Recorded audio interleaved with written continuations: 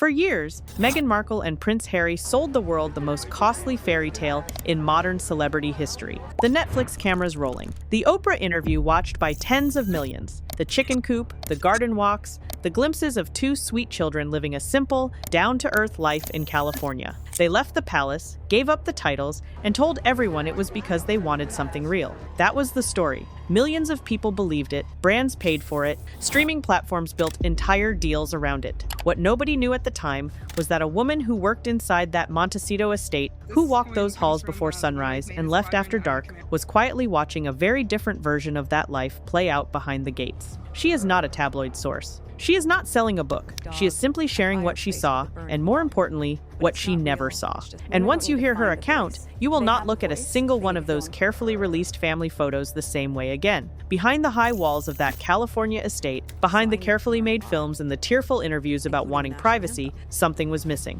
Not in some poetic sense, not in her heart, in the flesh. A woman who spent long days working inside the Montecito home of Meghan Markle and Prince Harry is now stepping forward with an account that raises questions the couple's PR team cannot easily answer. She did not come forward looking for fame. She did not sell her story to a tabloid. She simply began sharing what she saw, and more importantly, what she did not see. And once you hear it, you are not going to be able to shake it. How does someone build the most public brand of being real in the world while running one of the most controlled private homes anyone has ever worked in? That is exactly what this former housekeeper's account forces you to ask. She describes herself simply as a woman who needed work and found a job inside one of the most closely watched private homes on the planet. She went through a screening process she says was unlike anything she had been through before. Phones were taken each morning and returned at the end of the day. Background checks were layered and thorough. Trial shifts were watched by cameras. Privacy rules were made crystal clear from the very first day. No wiggle room,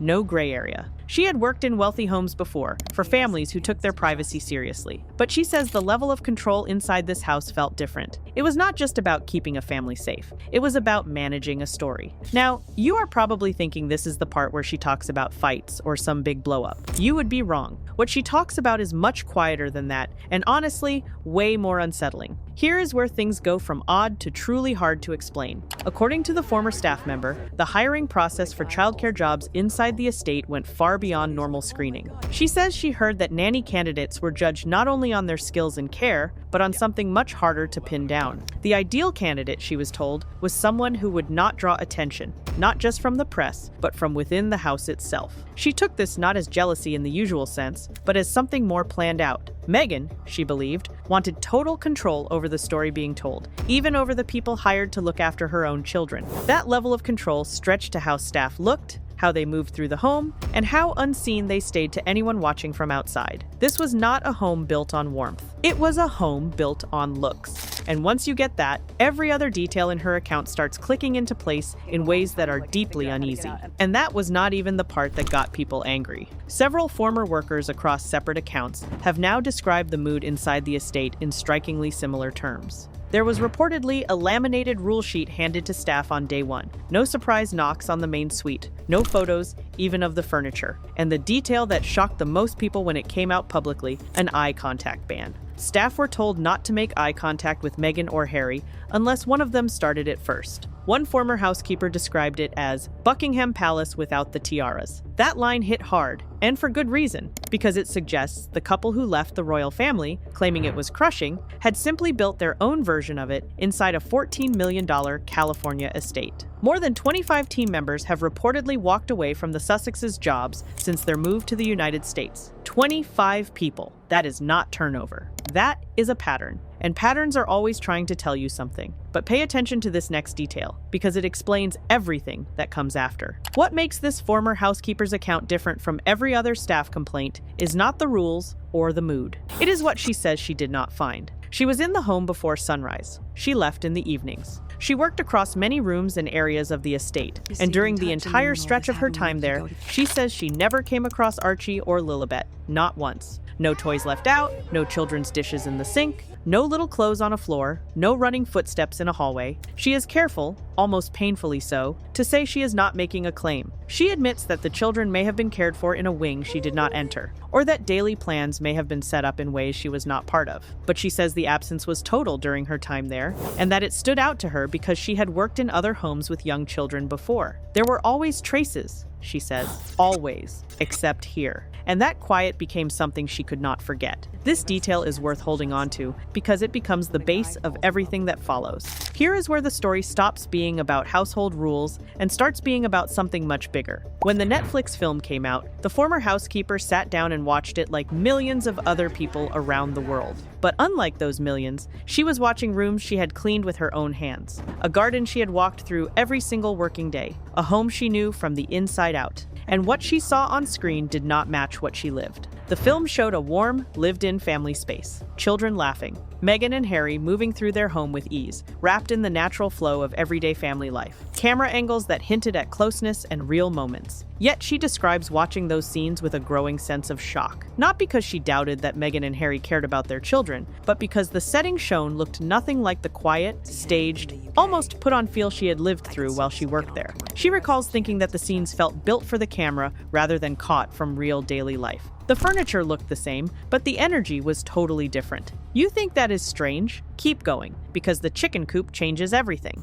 Most people who watch the Oprah interview remember the chicken coop. It became one of the most talked about visual details of the couple's California fresh start, a sign that they had traded the weight of royal life for something simpler, more real. Meghan crouching beside the animals, Harry standing nearby. The picture of home and peace shown to tens of millions of viewers around the world. The former housekeeper confirms the chicken coop was real. She confirms Meghan went there, but she says plainly that during her time at the estate, Meghan went to the coop alone or with staff, never with the children. She describes the space as something closer to a visual prop than a living part of family life, kept up with the knowing that it could show up on camera at any moment. She is careful with her words, making sure not to say more than she knows. But she says watching the interview scene later, seeing the warmth and closeness shown in that space, felt like watching a carefully built act of a life she had never seen take place behind closed doors. Most insiders who worked inside those walls stayed quiet. She did not. And that choice cost her something. Now meet the playrooms. This is the detail most people have totally missed. She cleaned them on a regular basis.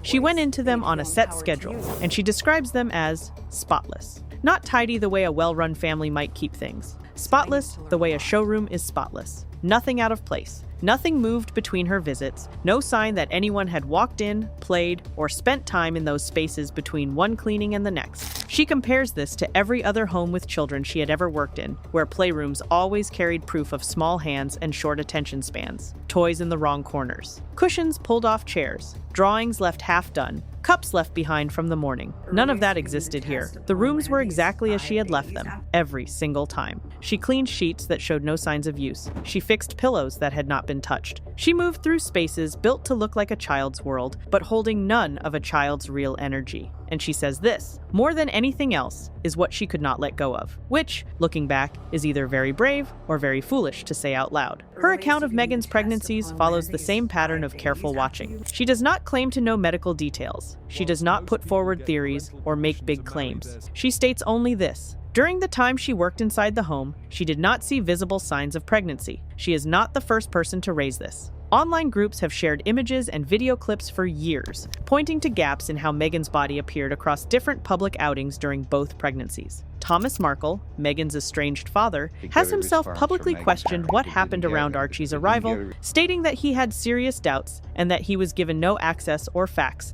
that a normal grandparent would expect. Royal watchers have noted that Archie's birth papers were handled with an unusual level of limits, with details sealed in ways that broke from standard royal practice. None of this is proof. All of it points in one direction. But when a woman who spent long hours inside that home adds her own first-hand account to an already growing pile of open questions, the silence from Meghan and Harry's camp becomes its own kind of answer. If that sounds bad, keep watching, because you need to see just how deep the control inside that house really went. If you want to grasp how fully the mood inside that home was managed, think about this. The former housekeeper describes days where staff talked to each other almost entirely through learned habits rather than spoken orders. Nobody told her not to hang around in hallways. Nobody handed her a written rule about how to move through the house when Meghan was there. It was picked up through watching and quiet fixes. A glance that lasted a second too long, a pause in a doorway that caught the wrong kind of notice. Small shifts that added up over time into a full set of unspoken rules. She describes the house as running on a channel that staff were expected to tune into without being shown how. And the result was a place where every person working inside those walls became,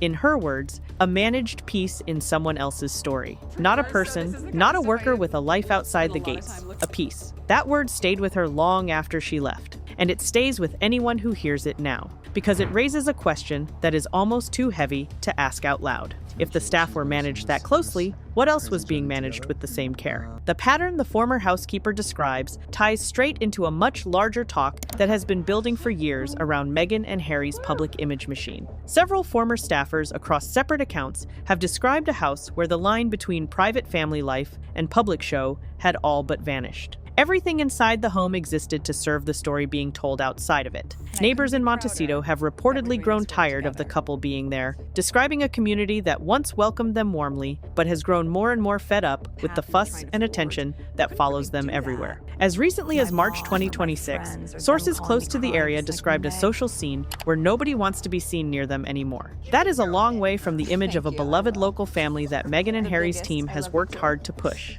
And now, with a former member of their own household staff adding her voice to this talk, the wall between the polished version and the real version has cracked in a way that no PR team, no film, and no carefully worded statement is going to patch up. Because once enough quiet voices speak at the same time, the silence they were guarding stops being a shield and starts being proof. So what does all of this mean? The former housekeeper does not end her account with a big claim. She ends it the same way she began, with quiet, careful words. She says she does not know what happened inside that home beyond what she saw with her own eyes. She does not claim to get the full picture. She simply states that the gap between the public story and her private time there was wide enough and steady enough that she could no longer keep it to herself. And that holding back, that refusal to say more than she knows, is exactly what makes her account so hard to wave away. The broader fallout from accounts like this one goes beyond Meghan and Harry as people. It touches something basic about how celebrity image gets built and taken in today. We live in a time when a film can be made,